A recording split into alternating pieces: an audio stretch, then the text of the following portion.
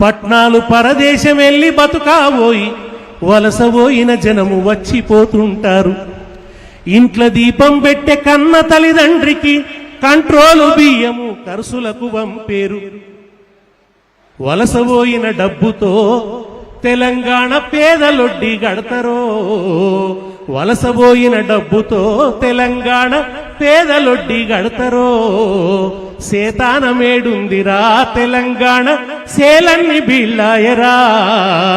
కంపతారు సెట్లు కొట్టి అమ్ముకొని కడుపు నింపుకునే కాలం వచ్చినది.